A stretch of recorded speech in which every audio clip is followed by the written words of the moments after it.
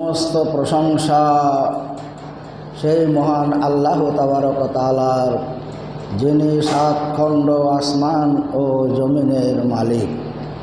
তার পরে পরে আকায়ে নামদার তাজেদারি মদিনা মুহাম্মদুর রাসূলুল্লাহ সাল্লাল্লাহু আলাইহি ওয়াসাল্লাম পর হাজার হাজার দরুদ ও শান্তির সুধা বর্ষিত হোক।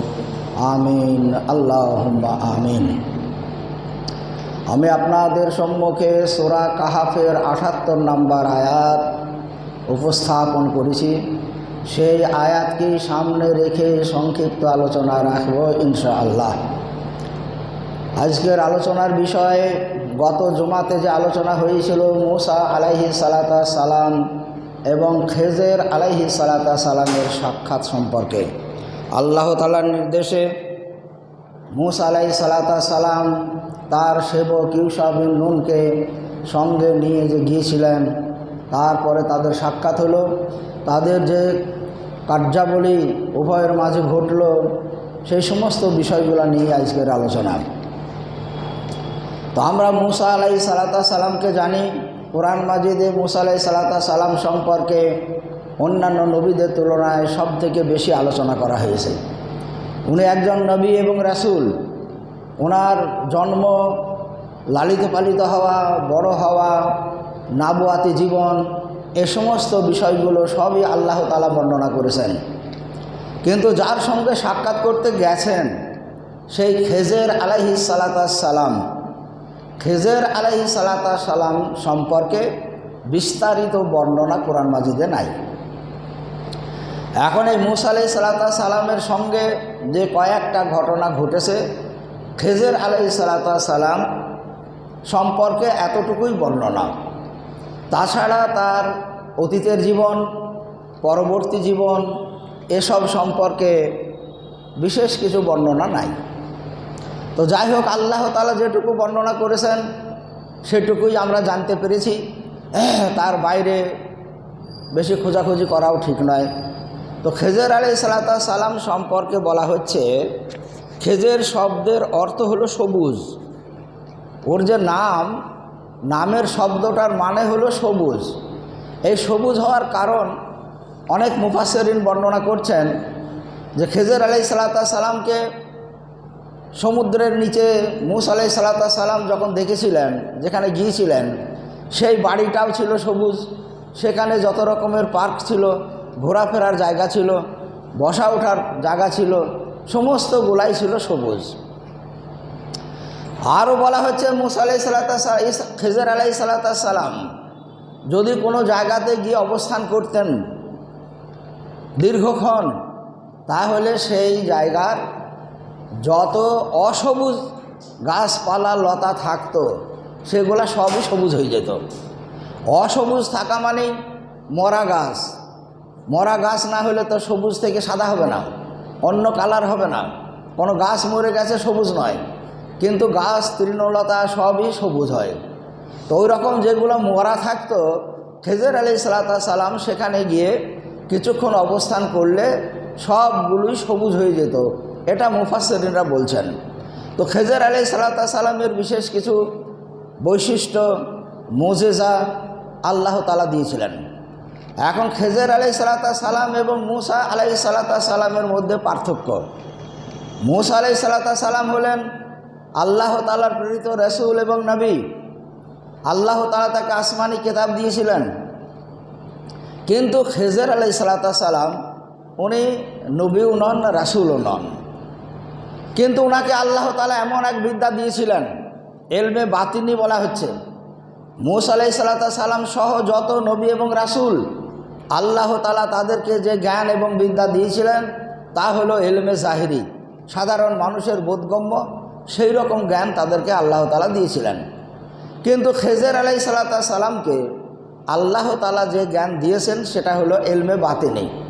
এলমে বাতিনি মানে সাধারণ মানুষের বোধগম্য নয়। এবং 3টি উদাহরণ তার সঙ্গে মূসা আলাইহিস সালাম গিয়ে দেখা গেছে আল্লাহর রাসূল হওয়া সত্ত্বেও তেনারও বোধগম্য হয়নি এই ঘটনাগুলো কেন ঘটল। কিন্তু তিনি যা করেছেন তা সঠিক করেছেন এবং আল্লাহ তাআলার নির্দেশেই করেছেন। যেটা তিনি পরবর্তীতে ব্যক্ত করেছেন যে আমি যা কিছু করেছি সব আল্লাহ তাআলার নির্দেশে করেছি। তো এই হলো মূসা আলাইহিস সালাম এবং খেজর আলাইহিস সালামের মধ্যে পার্থক্য। তিনি নবী নন, রাসূল নন, তবু আল্লাহ তাআলা মূসা আলাইহিস সালাম রাসূল এবং নবীকে বলছেন তার কাছে গিয়ে তুমি কিছু দীক্ষা নাও, তার কাছে গিয়ে তুমি কিছু শিক্ষা গ্রহণ করো। তাহলে নবীদেরও শিক্ষা তার কাছে কিছু গ্রহণ করার ছিল অবশ্যই, যার জন্য আল্লাহ তাআলা তাকে পাঠালেন। তো এইবার মূসা আলাইহিস সালাম তার সেবক ইউশা বিন নুনকে সঙ্গে নিয়ে তারা গেলেন। সেসব ঘটনা গত জুমায় শুনেছেন। তারপরে খেজর আলাইহিস সালামের বসবাস করার জায়গা পর্যন্ত পৌঁছালেন। সেই যে মাস যাওয়ার পরে যে সুড়ঙ্গ পথ ছিল, সেই সুড়ঙ্গ পথ দিয়ে খেজর আলাইহিস সালামের কাছে পৌঁছালেন। তারপরে তাদের যে কথাবার্তা হলো, খেজর আলাইহিস সালামের সঙ্গে মূসা আলাইহিস সালামের পরিচিতি, উনি নবী, উনি রসুল। এখন মূসা আলাইহিস সালাম যে খেজর আলাইহিস সালামের কাছে যাচ্ছেন, কেন যাচ্ছেন, কি করতে যাচ্ছেন, এই সমস্ত বিষয়গুলো আল্লাহ তাআলা খেজর আলাইহিস সালামকে আগে থেকেই অবগত করে দিয়েছিলেন। উনি জানতেন সব কিছু।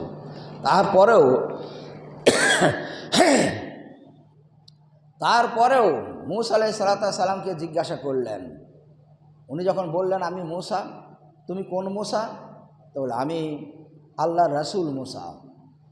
তুমি কি ওই বনী ইসরাইলদের হিদায়াত করতে পাঠিয়েছেন সেই মূসা? হ্যাঁ, আমি সেই মূসা। তো যাই হোক, কথোপকথনের মাধ্যমে যখন উনি বললেন আমি আপনার কাছ থেকে কিছু শিক্ষা গ্রহণ করব, আল্লাহ তাআলার নির্দেশ, আমাকে শিখতে হবে, তো উনি প্রথমেই এক নাম্বারই বলে দিলেন তুমি আমার কাছ থেকে শিক্ষা গ্রহণ করতে পারবে না। মানে আমার যা বিদ্যা, আমার যা কার্যকলাপ, তা সাধারণ মানুষের বোধগম্য নয়। ফলে তুমিও একটা মানুষ, আল্লাহ রাসূল ঠিক আছে, কিন্তু একটা মানুষ, সেই জন্যে তুমি শিক্ষা নিতে পারবে না। তো উনি বললেন না, আমি পারবো, আমাকে নিতেই হবে। তখন উনি যে শর্তটা দিলেন, দেখো তাহলে একটা শর্ত আছে। কি বলো? আমি যে কাজ করব আর তুমি আমার সঙ্গে থাকবে, সেই সমস্ত কাজ সম্পর্কে তুমি কোনো প্রশ্ন তুলতে পাবে না, কোনো প্রশ্ন করতে পাবে না। সে কাজ ভালো হোক চাই মন্দ হোক আপনার দৃষ্টিতে, আপনি সেই কাজ সম্পর্কে কোনো প্রশ্ন তুলতে পাবেন না। তো উনি স্বীকার করে নিলেন, প্রতিশ্রুতি দিলেন, ঠিক আছে আপনি যা করবেন আমি নীরবে দর্শক হিসাবে দেখব, আমি কোনো কথা আপনাকে বলবো না। তো উনি বললেন ঠিক আছে তাহলে চলো। তারপরে ওদের সফর শুরু হলো। প্রথম ধাপে যে কাজটা করলো সেটা গত জুমাতে শুনেছেন, যে নদী পার হওয়ার পরে একটা নতুন নৌকায় পার হলেন। পার হওয়ার পরে সেই নৌকার একটা কাঠকে ছাড়িয়ে দিলেন, খাম করে দিলেন। তো তখনই প্রশ্ন করলেন মূসা আলাইহিস সালাম, এ কী করলেন? যে নৌকায় আমরা পার হলাম, গরিব মানুষের নৌকা, এটা নৌকাতে তা পারাপার করে ফেরি করে তার রুজি রোজগার হয়, আর আপনি নৌকাটা খাম করে দিলেন। তখনই উনি বললেন কালা আলামা কুল্লাকুম কুল্লাকা লান তাস্তাতিয়া মায়া সাবরা। এই তোমাকে আমি আগেই বলিনি আমার কাজ দেখে তুমি ধৈর্য ধারণ করতে পারবে না, তুমি আমার কাজ দেখে বুঝতেও পারবে না, আর তা নিয়ে তুমি ধৈর্য ধারণ করতে পারবে না। উনি দেখছেন আমার তো ভুল হয়ে গেছে, সঙ্গে সঙ্গে ভুল স্বীকার করলেন, আমার ভুল হয়ে গেছে, আমি আর প্রশ্ন করব না, এবারকার মতো আমাকে ক্ষমা করে দেন। তো খেজর আলাইহিস সালাম তাকে ক্ষমা করে দিলেন, ঠিক আছে চলো। তারপরে আবার যাত্রা শুরু হলো। তারা চলেই যাচ্ছে একটা গ্রামের ভিতর দিয়ে রাস্তা, সেই রাস্তায় উভয়ে যাচ্ছেন। যেতে যেতে রাস্তার ধারে কিছুটা চওড়া জায়গা আছে, অনেক ছেলেপিলে একসঙ্গে খেলাধুলা করছে। যে বয়সের ছেলেরা খেলাধুলা করে সেই বয়সের ছেলে, 8 বছর 10 বছর এইসব বয়সের ছেলেরা সেই রাস্তার ধারে খেলাধুলা করছে। খেজর আলাইহিস সালাম যেতে যেতে সেখানে দাঁড়িয়ে গেলেন। তো মূসা আলাইহিস সালামও দাঁড়ালেন। তারপরে কিছুক্ষণ দাঁড়ানোর পরে খেজর আলাইহিস সালাম ওই ছেলেগুলার ভিতর থেকে একটা ছেলেকে ধরে নিয়ে এসে তার গলা টিপে মেরে ফেলল। মূসা আলাইহিস সালাম দেখে অবাক হয়ে গেলেন, এ কি, গ্রামের ছেলেপিলে খেলাধুলা করছে আর আপনি একটা ছেলেকে মেরে ফেললেন? তখন আবার সেই খেজর আলাইহিস সালাম বলছেন, কালা আলাম আকুল্লাকা লাম তাস্তাতিয়া মাইয়া সাবরা, আমি তোমাকে আগেই বলিনি আমার কাজ দেখে তুমি ধৈর্য ধারণ করতে পারবে না, তুমি নীরব থাকতে পারবে না? উনি দেখলেন আমার ভুল হয়ে গেছে, আবার ভুল স্বীকার করলেন, আমার ভুল হয়ে গেছে, আমাকে এবারকার মতো ক্ষমা করুন। তো আবার ক্ষমা করে দিলেন, ঠিক আছে চলো। আবার যেতে শুরু করলেন, দুটো ঘটনা ঘটে গেল, আবার যাত্রা শুরু করলেন। যেতে যেতে একটা গ্রাম অতিক্রম করছেন, হেঁটে হেঁটে পরিশ্রম হয়েছে, ক্লান্ত হয়ে পড়েছেন, ক্ষুধার্ত হয়েছেন, খাবারের প্রয়োজন। সেই গ্রামের মানুষের কাছে খাবারের আবেদন করলেন, আমাদেরকে কিছু খেতে দাও। এখন গ্রামের লোকে কি যে ভাবলো, এরা জোয়ান মানুষ, ওদেরকে কেন খেতে দেবো, এটাও ভাবতে পারে। চাই কোথাকার মানুষ অচেনা খাবার চাইছে, ও দরকার নাই, যাক যেখানে যায় যাক বলে খাবার কেউ দিল না। কয়েক জায়গাতে গ্রামটায় যেতে যেতে খাবার চেয়েছেন, কোনো জায়গাতেই ওনাদেরকে খাবার দেওয়া হয়নি, গ্রামের লোকে খাবার দেয়নি। এখন ওই গ্রামটা যেতে যেতে যখন শেষ পর্যায়ে পৌঁছে গেছেন, তখন দেখছেন রাস্তার ধারে একটা বাড়ি, রাস্তার ধার দিয়ে প্রাচীর দেওয়া আছে, প্রাচীরটা কাত হয়ে প্রায় পড়ে যাবে এরকম অবস্থায়। তো খেজর আলাইহিস সালাম সেখানে দাঁড়াইলেন, তার সঙ্গে মূসা আলাইহিস সালামও দাঁড়াইলেন। তারপরে উনি দেখছেন কিছুক্ষণ দাঁড়ানোর পরেই খেজর আলাইহিস সালাম সেই প্রাচীরটাকে সোজা করতে লাগলেন, যে কাত হয়ে প্রায় পড়ে যাওয়ার উপক্রম ছিল, উনি সেই প্রাচীরটাকে সোজা করতে লাগলেন, পূর্ণ সোজা করে দিলেন। সোজা করে দিয়ে যখন উনি আবার রাস্তায় আসলেন, তখন মূসা আলাইহিস সালাম বলছেন, এই গ্রামের লোকের কাছে কয়েক জায়গাতে আমরা খাবারের আবেদন করেছি, কই আমাদেরকে তো কেউ খেতে দিল না, আর আপনি সেই গ্রামের একটা মানুষের প্রাচীর আপনি মেহনত করে সেটাকে সোজা করলেন, তো এর বিনিময়ে কিছু খাবার বা কিছু মজুরি যদি আপনি নিতেন তাহলে আমাদের খাবারের কাজে লাগতো।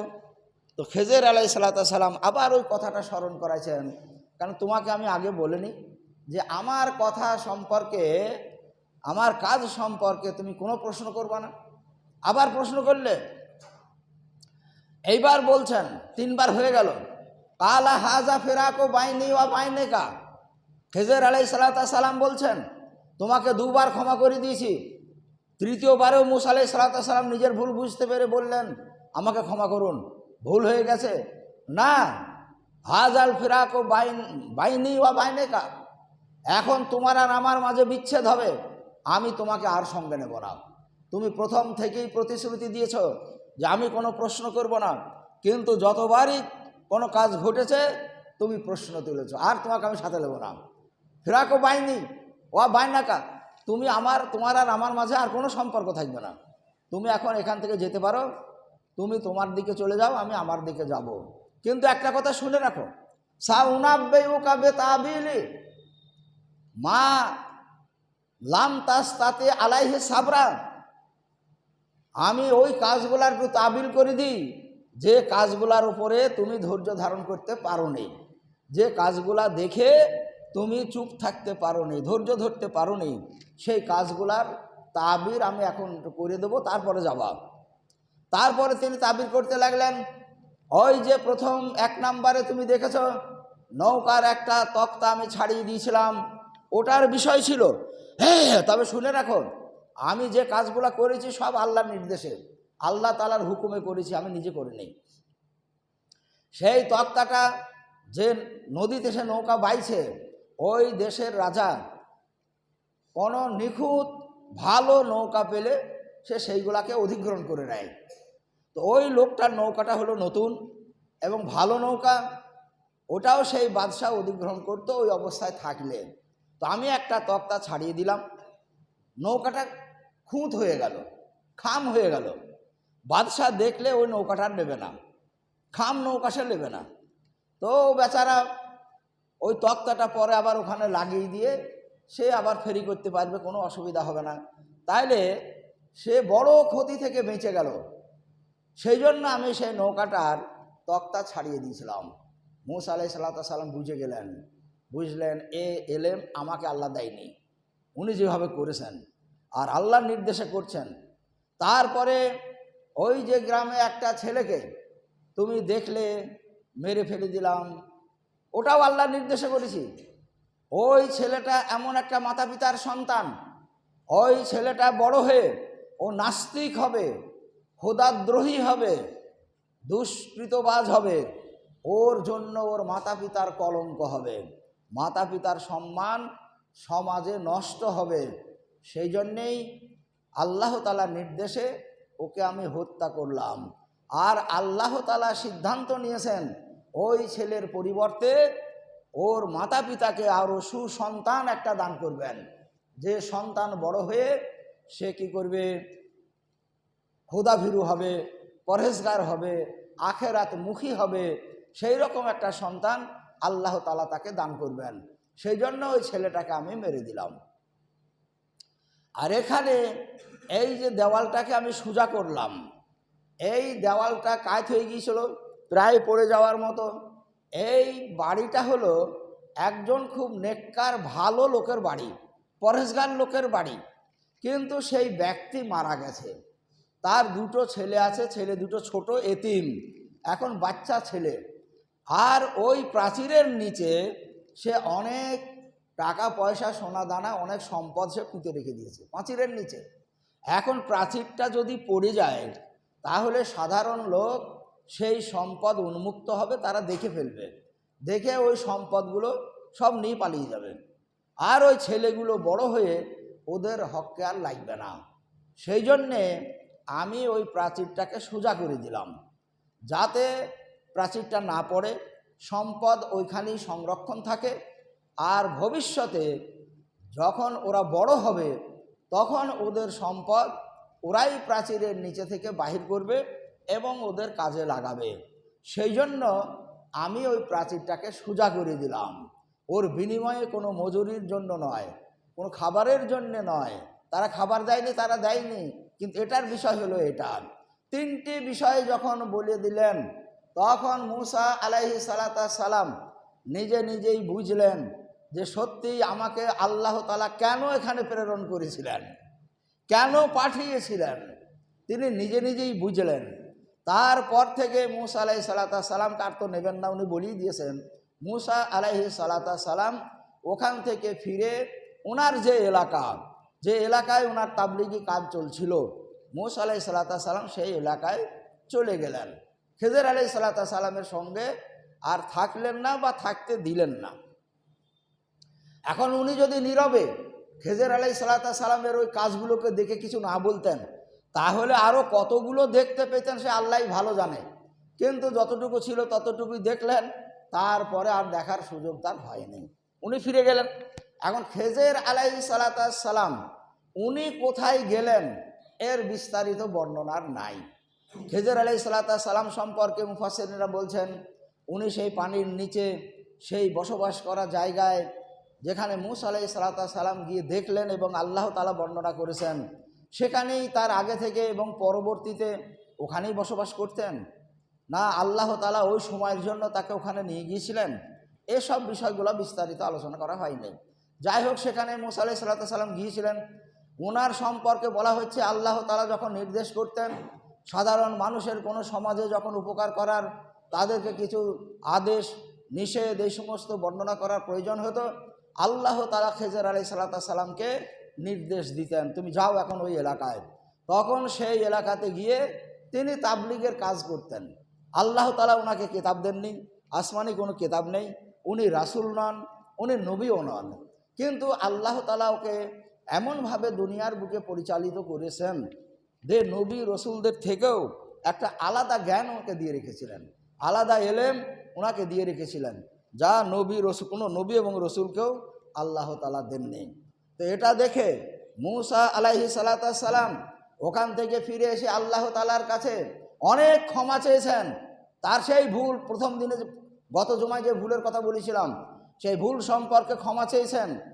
আর আল্লাহ তাআলার বহুত প্রশংসা করেছেন যে আপনি আমাকে এমন একটা জায়গায় নিয়ে গেলেন, এক নতুন নতুন এলেম আমাকে যে দেখালেন, যা আমার বোধগম্যই ছিল না, তার আগে ওনার জানাই ছিল না, এইরকম জ্ঞান আমাকে দেখালেন।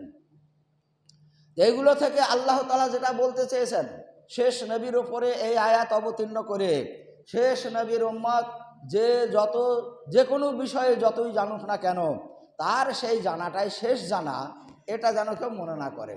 তার থেকেও জানা লোক আরও থাকতে পারে, তার থেকেও বেশি জ্ঞানের মানুষ আরও থাকতে পারে, এই ভাব যেন থাকে।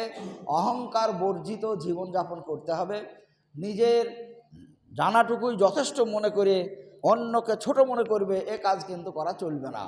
এই জন্যই আল্লাহ তাআলা খেজর আলাইহিস সালাম এবং মূসা আলাইহিস সালামের ঘটনা কোরআন মাজিদে সূরা কাহাফের 82 নম্বর আয়াত থেকে 100 নম্বর আয়াত পর্যন্ত এই আলোচনাটা করেছেন।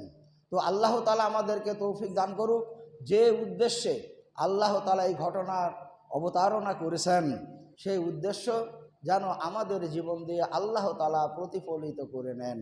আমিন। ইবাদুল্লাহ ইন্নাল্লাহা ইয়া'মুরু বিল আদলি ওয়াল ইহসান ওয়া ইতাইযিল